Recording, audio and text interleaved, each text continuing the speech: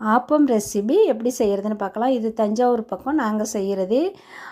இதுக்கு வந்து 1/2 கிலோ அரிசி, 2 கப் எடுத்திருக்கேன். 50 கிராம் உளுந்து, கொஞ்சம் 1 ஸ்பூன் வெந்தயம். இது எல்லாத்தையுமே ஒன்றா எடுத்து நல்லா ஒரு 4-5 வாட்டி கழுவிட்டு ஒரு 3 மணி நேரம் ஊற வச்சிடணும். ஊற வச்சுட்டு கிரைண்டரில் போட்டு அரைச்சி, மிக்சியில் கிரைண்டரில் நம்ம அளவுக்கு தகுந்த மாதிரி அரைச்சிக்கலாம். அரைச்சிட்டு நல்லா நைஸாக அரைக்கணும். தோசை மாவை விட நைஸாக அரைக்கணும்.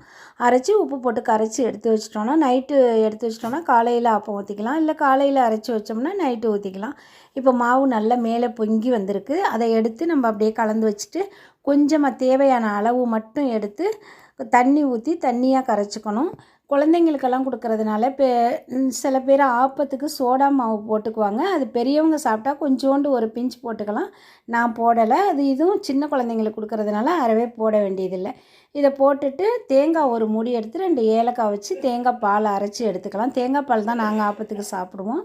இதுக்கு வேறு ஏதாவது குருமா அது மாதிரி எதுவும் செஞ்சு சாப்பிட்றதுனால சாப்பிட்லாம். இப்போ மாவு தண்ணியாக கரைச்சிருக்க மாவை ஆப்பக்கல்லில் ஊற்றி சுற்றி விட்டோம்னா ஓரமெல்லாம் லேசாக முருகலாக வந்துடும். நடுவில் நல்லா பன்னு மாதிரி வெந்திருக்கும். இப்போ நாட்டு சர்க்கரையும் போட்டிருக்கேன், நான் வெள்ளை சுகரும் போட்டிருக்கேன். பிடிச்சிருந்தால் லைக் பண்ணுங்கள், ஷேர் பண்ணுங்கள், கமெண்ட் பண்ணுங்கள். ஃபீனிக்ஸ் பெண்கள் யூடியூப் சேனலுக்கு சப்ஸ்கிரைப் பண்ணுங்கள்.